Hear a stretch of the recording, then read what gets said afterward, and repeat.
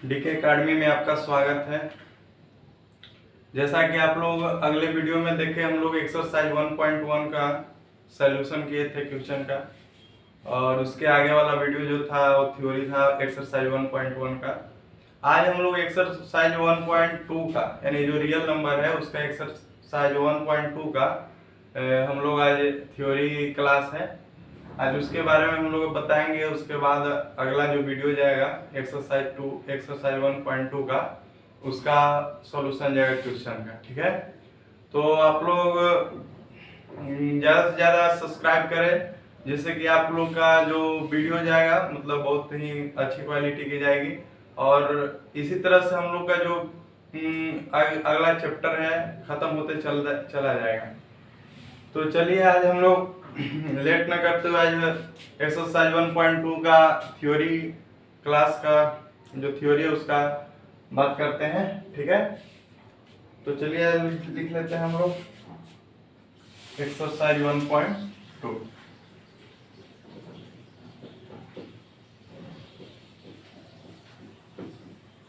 हम लोग पढ़ रहे हैं क्या चीज? हम लोग पढ़ रहे हैं रियल नंबर। रियल नंबर हम लोग पढ़ रहे हैं। तो रियल नंबर में हम लोग एक्सरसाइज 1.2 का थ्योरी क्लास आज रखे हुए हैं। आप लोग बहुत ही अच्छे तरीके से समझिएगा, और आगे आप लोग को अगर थ्योरी आप लोग बहुत बढ़िया तरह से समझ लेते हैं तो आप लोग का जो क्वेश्चन है एक्सरसाइज 1.2 का उसको बनाने में कोई दिक्कत नहीं होगी। तो मुख्य रूप से हम लोग को एक्सरसाइज 1.2 में अभाज्य गुणनखंड और अभाज्य गुणनखंड के विधि से एचसीएफ ज्ञात करना है, और वही अभाज्य गुणनखंड वृक्ष जो होता है वृक्ष के रूप में हम लोग को ज्ञात करना है। बस यही पढ़ना है हम लोग एक्सरसाइज 1.2 में। तो आप लोग बहुत ही अच्छे तरह से समझिए, जिससे कि आगे आप लोग का जो क्वेश्चन है बनेगा।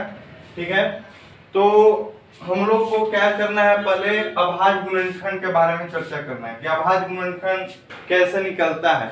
यही हम लोग को पढ़ना है एक्सरसाइज 1.2 में।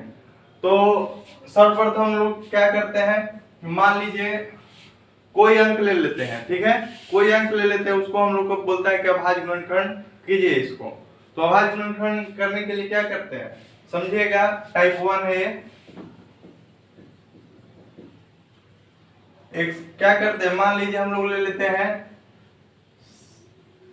26 ले लेते हैं। इसको बोलता है कि अभाज्य गुणनखंड निकाले। 26 का अभाज्य गुणनखंड निकाले।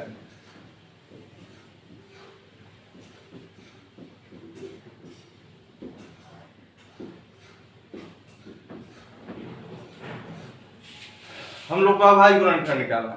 तो बताइए इसको क्या करते हैं हम लोग। सर्वप्रथम क्या करते थे, लिख देते हैं 26। इसके बाद इस तरह से बताइए कितने बार 2 से, सर्वप्रथम 2 से कटेगा तो 2 लगाते हैं। 2 से कितने बार में कटेगा, 13 बार में। कितने बार में, 13 बार में। तो क्या हो जाएगा, 13 हो जाएगा, यानी 13।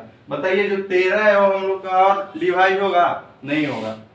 जो 13 है वो और इसमें भाग नहीं लगेगा। तो हम लोग क्या करते हैं, बस इसी को लिख देते हैं, यानी 26 का जो अभाज्य गुणनखंड है वो हो जाएगा 2 × 13। यही हम लोग का अभाज्य गुणनखंड निकल गया 26 का। मान लीजिए एक और ले लेते हैं, दूसरा क्वेश्चन ले लेते हैं हम लोग। मान लीजिए हम लोग ले लिए हैं 46 ले लेते हैं। ठीक है, 46 ले लिए। इसको हम लोग को बोलता है कि अभाज्य गुणनखंड निकालिए 46 का।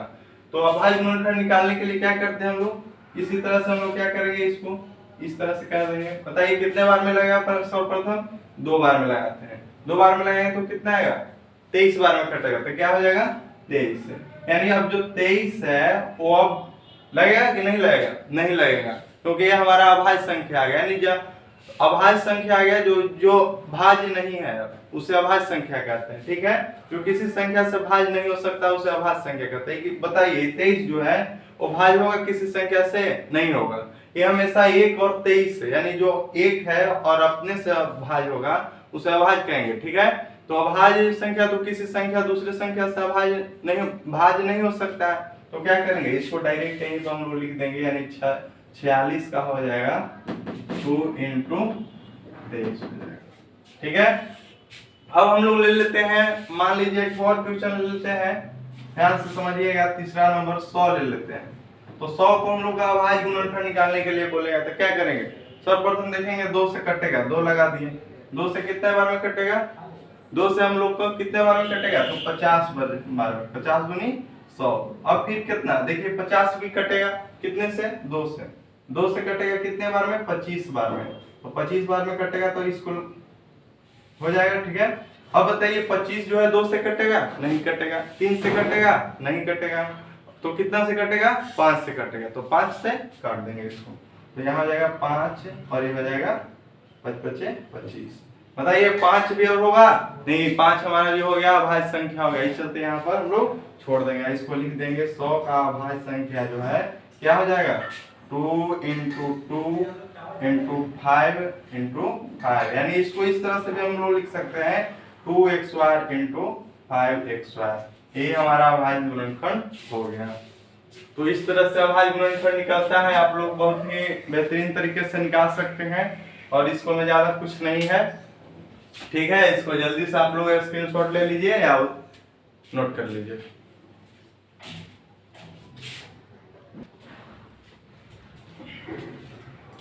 अब हम लोग आगे टाइप 2 है गुणनखंड ब्रिज का प्रयोग करके अभाज्य गुणनखंड निकालना है, ठीक है। तो वो देखते हैं वो कैसे निकलता है अभाज्य गुणनखंड, गुणनखंड ब्रिज क्या है, इसके बारे में 2 क्वेश्चन लेकर आप लोग को समझा देते हैं, फिर आप लोग बहुत ही बढ़िया तरीके से समझ जाइएगा।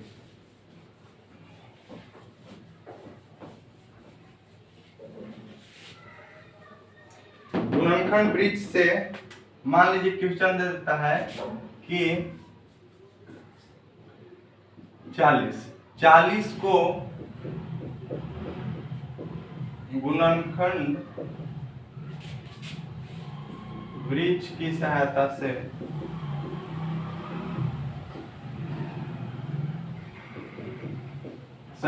अभाज्य गुणनखंड ज्ञात कीजिए, ठीक है, गुणनखंड ब्रिज की सहायता से। तो बताइए गुणनखंड ब्रिज की सहायता से अभाज्य गुणनखंड ज्ञात करना है, तो क्या करते हैं हम लोग, आप लोग देखिए जैसा वृक्ष होता है उसी तरह से उसका जो शाखा होता है उसी तरह से आप लोग को इसको निकालना है। तो गुणनखंड ब्रिज विधि की सहायता से बोलेगा तो देखिए सर्वप्रथम क्या करेंगे हम लोग, देखिए यहाँ हम लोग लिख देते हैं 40 यानी 40, इसको क्या कीजिए कि इस तरह से घेरा बना दीजिए, ठीक है। देखते हैं हम लोग कि 40 जो है, जो 40 है वो कितना बार में कटेगा, 40 जो होता है कितना, सर्वप्रथम जो छोटा अंक है कितना से कटेगा, तो बताइए 40 जो है 2 से विभाज्य होगा कि नहीं होगा, होगा। तो क्या करेंगे, एक को इधर कीजिए, एक को शाखा इधर कीजिए, बताओ ये कितना से कटेगा, 2 से कटेगा, 2 से कटेगा ना, 40 कटेगा, तो बताइए कितना बार में कटेगा, 20 बार में, 20 दूनी 40, यानी लिख देंगे यहाँ क्या, यहाँ लिख देंगे हम लोग 20 हो गया, ठीक है। अब देखिए इसका काम खत्म हो गया, ये अभाज्य संख्या निकल गया, अब फिर दूसरा अभाज्य संख्या से विभाज्य करते हैं तो क्या कितना से कटेगा, फिर जो हमारा 20 है वो 2 से कटेगा, कितना से कटेगा, 2 से कटेगा, तो फिर इस तरह से हम लोग बनाएंगे, ध्यान दीजिएगा बढ़िया से, इसको कितना से काटेंगे, 2 से काटेंगे, 2 से कितने बार में कट जाएगा, 10 बार में, यानी 10 बार में कट जाएगा, 10 दूनी 20 हो जाएगा, तो फिर यहाँ हम लोग लिखेंगे 10, बताइए ये 10 हो गया। बताइए ये फिर विभाज्य होगा, नहीं होगा, अभाज्य संख्या निकल गया, फिर 10 को हम लोग विभाज्य करेंगे, तो 10 को करेंगे कितना बार में लगेगा, ये हम लोग को लगेगा 2 बार में, 2 बार में कितना से, यानी 5 दूनी 10 हो जाएगा, यानी 5 दूनी 10, दोनों अभाज्य संख्या निकल गया।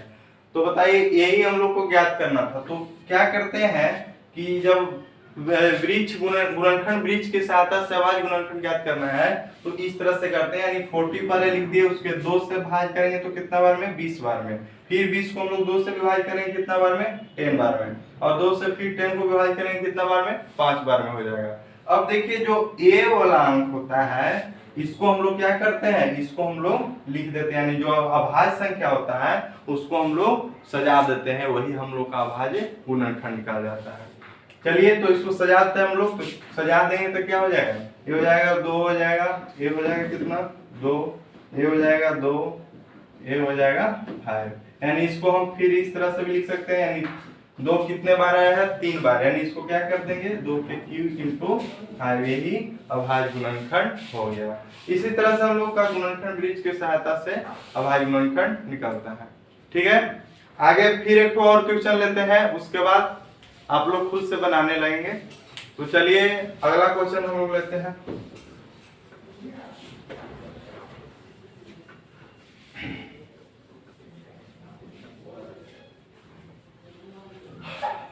चलिए एक बुक से ले लेते हैं हम लोग अगला क्वेश्चन। अगला क्वेश्चन ले लेते हैं, बुक में दिया हुआ उदाहरण में 330 है। कितना है, 330। 330 को ब्रिज गुणनखंड विधि की सहायता से अभाज्य गुणनखंड ज्ञात करना है। तो बताइए क्या करेंगे इसको। पहले तो इस तरह से आप लोग घर में इसको बंद कर दीजिए, ठीक है। फिर इसके बाद 2 पैर निकालिए, 2 पैर निकल गया। बताइए कितना बार में कटेगा, ये 2 से कटेगा, लगेगा कि नहीं लगेगा। किसी भी संख्या के अंत में 0 हो, 2 हो, 4 हो, 6 हो, 8 हो, वो हमेशा 2 से विभाज्य होता है, आप लोग जानते होंगे। बताइए कितना बार में लगेगा, 2 से लगेगा, कितना बार में कट जाएगा बताइए। ये कट जाएगा आप लोग को 1 से 3 1 बचेगा। फिर बताइए 1 6 और 5, यानी 165 बार में कटेगा। बताइए 165 है, हम लोग का 3 से लगेगा कि 5 से लगेगा, यही 2 से लगेगा। बताइए ये हम लोग 3 से लगेगा। 3 से विभाज्य के नियम आप लोग पता होगा कि किसी भी संख्या को उसके अंक को जोड़ दिया जाता है और 3 से विभाज्य किया जाता है। अगर विभाज्य हो जाता है तो हमेशा संख्या 3 से कटता है, आप लोग जानते होंगे। तो बताइए 6 1 7 7 5 12, 12 3 से विभाज्य होगा कि नहीं होगा। तो जब होगा तो क्या करेंगे, 3 से संख्या विभाज्य होगा, यानी यहाँ लिख देंगे 3, इसको घर बना देंगे इसका स्पेशल, और ये 3 लिख देंगे। बताइए 3 से कितने बार में कटेगा, तो 3 5 15, 3 5 15, यानी 55 बार में, यानी 55 बार में कट जाएगा। अब बताइए जो 55 हो कितने से विभाज्य होगा। तो 55 हमेशा जानते हो किसी भी संख्या एक तो 3 से विभाज्य होगा नहीं, क्या 5 + 5 कितना हो जाएगा, 10 हो जाएगा। और 5 + 5 10 हो जाएगा, तो 10 तो 3 से विभाज्य नहीं होता है। लेकिन जिसके अंत में 5 और 0 होता है वो हमेशा 5 से विभाज्य होता है। तो कितने से विभाज्य होगा, ये 5 से विभाज्य होगा। तो 5 से विभाज्य होगा कितने बार में, 11 बार में। कितने बार में विभाज्य होगा, 11 बार में। बताइए यही जो हमारा है अभाज्य गुणनखंड है, बस यहाँ लिख देना है। यानी 330 का अभाज्य गुणनखंड कितना हो जाएगा, 2 × 3 × 5 × 11। यही हम लोग का अभाज्य गुणनखंड निकल गया। किसके सहायता से, ब्रिज गुणनखंड विधि के सहायता से। ठीक है, तो आप लोग इसी तरह से आप लोग बनाइए, ज्यादा कुछ नहीं है इसमें। इस चैप्टर में बहुत ही आसान तरीके से बन जाएगा। ठीक है, आप लोग जल्दी से इसको स्क्रीनशॉट ले लीजिए।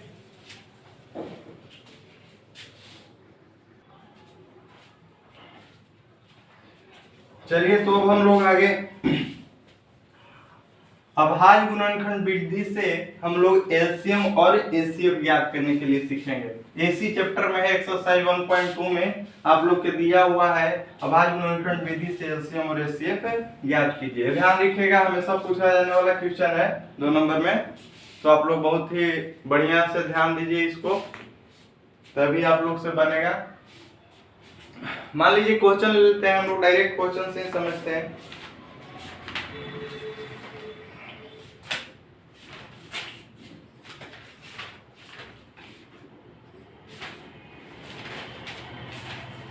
चलिए क्वेश्चन लेते हैं हम लोग। क्वेश्चन लेते हैं, आप लोग उदाहरण से दिया हुआ है 510 और 192 का एलसीएम और एचसीएफ ज्ञात करना है। किसकी सहायता से, डायरेक्ट नहीं ज्ञात करना है हम लोग को, अभाज्य गुणनखंड विधि की सहायता से हम लोग को एलसीएम और एचसीएफ ज्ञात करना है। तो हम लोग बता चुके हैं आप लोग को कि अभाज्य गुणनखंड विधि से कैसे हम लोग निकालते हैं अभाज्य गुणनखंड। ठीक है, तो पहले हम लोग एक एक करके सब दोनों का अभाज्य गुणनखंड निकाल लेंगे सर्वप्रथम। तो बताइए क्या करेंगे, यहाँ ध्यान से देखिएगा। 510 है, इसको हम लोग क्या करेंगे, अभाज्य गुणनखंड निकालेंगे। तो 2 से लगेगा कितने बार में, ये लग जाएगा 255 बार में। फिर कितने से लगाएंगे, ये लगेगा 3 से, तो ये हो जाएगा 18 के 24, 5 15, 85 बार में कट जाएगा। फिर हो जाएगा ये 5 बार में, यानी 17 बचे 85। देखिए जो 17 भाज्य निकल गया, इसको भाज्य नहीं कर सकते हैं, बस यहीं पर स्टॉप कर देंगे। और फिर इसको निकालते हैं, यानी 192 को निकालते हैं। तो 192 कितने बार में लगेगा? 2 बार में। तो 2 बार में 9 दूनी 18, 6 दूनी 12। अब फिर कितने बार में लगाएंगे? 2 बार में। तो ये हो जाएगा 4 दूनी 8 और ये 8 दूनी 16। फिर 2 बार में इसको लगाएंगे, तो ये हो जाएगा 24 दूनी 48। फिर 2 से लगेगा 12 दूनी 24। फिर 2 से लगेगा 6 दूनी 12। फिर 2 से लगेगा 3 दूनी 6। बताइए 3 जो है अभाज्य संख्या निकल गया, यहाँ पर स्टॉप कर देंगे हम लोग। अब देखिए क्या है, इसका जो अभाज्य है, अभाज्य गुणनखंड है क्या है? 2 3 5 17, यानी 510 का अभाज्य गुणनखंड है कितना? 2 गुने 3 गुने 5 गुने 17, यही ना है। और फिर बताइए 192 है, 192 का अभाज्य गुणनखंड क्या है? 192 का अभाज्य गुणनखंड है 2 इंटू 2 इंटू 2 इंटू 2 इंटू 4 हो गया 5, 2 2 इंटू 3, यही ना है। बताइए 1 2 3 4 5 6, 1 2 3 4 5 6 हो गया इंटू 3 है। अब बताइए इसको क्या करते हैं? एलसीएम ज्ञात करना है हम लोग को अभाज्य गुणनखंड विधि के सहायता से। हम लोग को तो अभाज्य गुणनखंड निकल चुका है, अब हम लोग के इसी से एलसीएम ज्ञात करना है। तो एलसीएम ज्ञात करने के लिए क्या करेंगे? यहाँ लिख देंगे एलसीएम बराबर क्या हो जाएगा? तो देखिए दोनों में जो संख्या उभयनिष्ठ होता है उसको हम लोग एलसीएम कहते हैं। जैसे देखिए यहाँ 2 है, 2 उभयनिष्ठ है।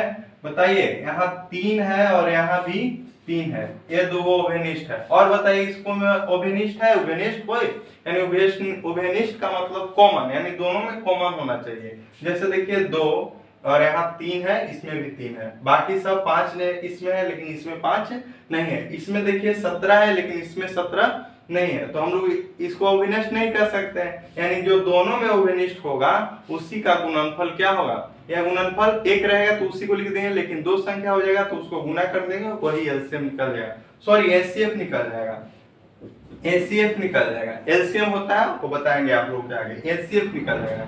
यानी 2 इंटू 2 इंटू 3, यहाँ 3 है और 2 है, बस यही ना है। यानी इसका एलसीएम कितना होगा? 3 दूनी 6, एलसीएम हम लोग का कितना हो गया? 6 हो गया। अब देखिए हम लोग एलसीएम ज्ञात करेंगे, तो एलसीएम वो है दोनों में उभयनिष्ठ होना चाहिए, अब बाकी जो होगा उसको गुना कर दीजिए, वही हम लोग का एलसीएम निकल जाएगा। जैसे देखिए एलसीएम निकालेंगे इसको, तो एलसीएम क्या हो जाएगा? 2 है, 2 को 1 लिख देंगे 2। बताइए एक कितना है? 3 है, 3 तो उभयनिष्ठ है, 3 लिख दिए। बताइए इसको लिख दिए, अब बच गया, इसको हटा दीजिए, बच गया कुछ 5 17 लिख देते हैं, 5 17। अब बताइए 1 2 3 4 5, यानी 5 को 2 के पावर 5 कर देते हैं डायरेक्ट।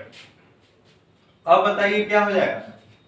अब हम लोग इसको गुना कर देंगे, तो यहाँ लिख देंगे 3 5 15, 15 7 गुना करके जल्दी आप लोग लिख लीजिए इसको, वही आंसर हो जाएगा। तो हम लोग गुना कर लेते हैं, 2 5 10 3 30 इंटू इसका कितना हो जाता है? 2 दूनी 4, 4 दूनी 8, 8 दूनी 16, 16 दूनी 32, यानी इसका हो जाएगा 32। आप लोग गुना करके दिखाते हैं, 2 गुने 2 गुने 2 गुने 2 गुने 2, 5 हो गया, 2 दूनी 4, 4 दूनी 8, 16 दूनी 32, यानी इसका जो होगा 32 होगा, 5 गुने 17 गुने 32। गुना कर दीजिए आप लोग, गुना करते हैं 17 5 85 हो जाएगा, और 85 और 30 5 3 15, 5 3 15 हो जाएगा, 8 24 1 25, यानी 200 50 यानी 32।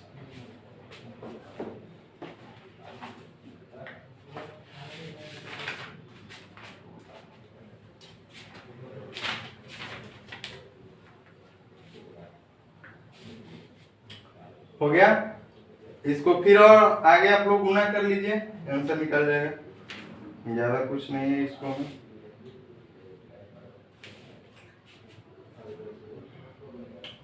इसको गुना कर लीजिएगा, निकल जाएगा आंसर। ठीक है, आगे हम लोग अगला क्वेश्चन देखते हैं। अगला क्वेश्चन क्या बोल रहा है, अगला क्वेश्चन ले लेते हैं और इसी पर।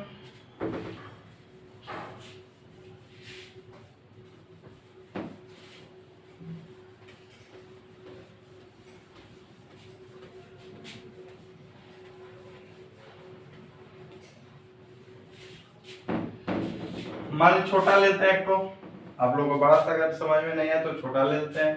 मान लीजिए 24 ले लिए और 30 ले लेते हैं। इसको बोल रहा है कि एलसीएम ज्ञात करें और एचसीएफ ज्ञात करने, किस विधि से, अभाज्य गुणनखंड विधि से, इन्हें डायरेक्ट निकाल देना है। अभाज्य गुणनखंड विधि बोलेगा, अभाज्य गुणनखंड विधि से निकालना है। तो क्या करते हैं, पहले 24 का अभाज्य गुणनखंड निकालिए तो क्या होगा, 2 तो 12, 2 तो 6, फिर 2 तो ही 3 हो जाएगा। ठीक है, दूसरा ले लेंगे 30, तो 30 का क्या हो जाएगा, 2 15, यहाँ 3 ये 5 हो जाएगा। ठीक है, अब बताइए इसको क्या करते हैं हम लोग, सजा देंगे। यानी 24 का अभाज्य गुणनखंड सजाएंगे तो 2 गुने 2 गुने 2 गुने 3 हो जाएगा। और बताइए 30 को जब सजाएंगे तो क्या हो जाएगा, 2 गुने 3 गुने 5। बताइए दोनों में विनिष्ट कौन है, 2 है और ये 3 है, एक और कोई है नहीं है। तो क्या करेंगे, यहाँ एचसीएफ बराबर लिखेंगे, जो विनिष्ट होता है वही लिखा जाता है। यानी 2 है तो 2 लिखेंगे और 3 है वो विनिष्ट तो 3 लिखेंगे। ध्यान दीजिएगा, इसको जब 2 है वो विनिष्ट है दोनों, तो इसके दोनों जगह पर 2 ही लिखेंगे। यानी जो अंक है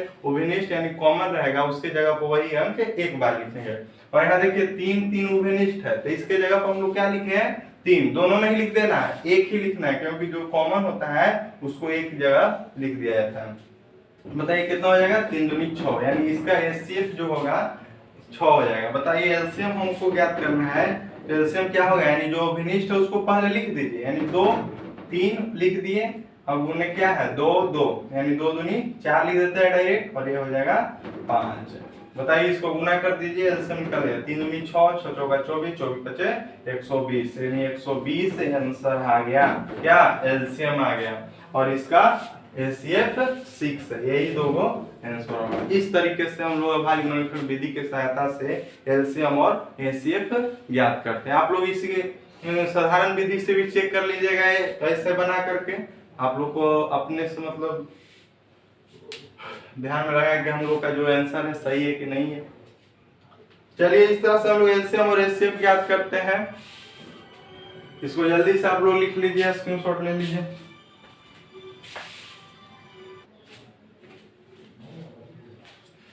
चलिए अब हम लोग लास्ट एक फॉर्मूला देख लेते हैं एलसीएम का जो है, उसको देख लेते हैं। और आप लोग से जो क्वेश्चन है वो कल बना के आप लोग आइएगा, अगले क्लास में हम लोग उसका डिस्कस कर लेंगे। एक्सरसाइज 1.2 और बहुत ही अच्छी तरह से बनेगा। आप लोग को जो क्वेश्चन नहीं बनेगा आप कमेंट में लिख दीजिएगा, हम यहाँ सोल्यूशन कर देंगे। ऐसा तो हम पूरा ही कराएंगे ही कल, जो नहीं बनने लायक होगा। चलिए तो देखिए आगे हम लोग एक फॉर्मूला होता है HCF, ध्यान दीजिएगा, HCF A इंटू बी। यानी मान लीजिए कोई अंक होगा A और B, ठीक है, कोई अंक है A और B, उसका HCF गुने उसका LCM यानी A और B का LCM, A और B का एलसीएम होता है उसका गुणनफल इसके जो संख्या होता है उसके गुणनफल के बराबर होता है। यानी जो इसका जो A और B संख्या है उसके गुणनफल के बराबर हमेशा उसका एचसीएफ इंटू एलसीएम होता है। ये हम लोग का फॉर्मूला है, समझ में आया।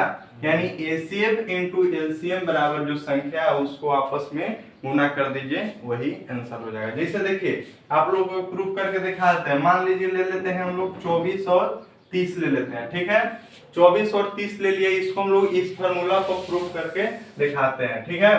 तो एचसीएफ बताइए इसका क्या होगा, एचसीएफ हम लोग निकाल लेते हैं, ऐसे निकालते हैं, भाग विधि से हम लोग एचसीएफ निकाल लेते हैं। 24 और 30 का एचसीएफ 24 से कम 24 और यहाँ हो जाएगा 6 और 6 हो जाएगा 6 चौका 24। बताइए एचसीएफ कितना हो गया, एचसीएफ आ गया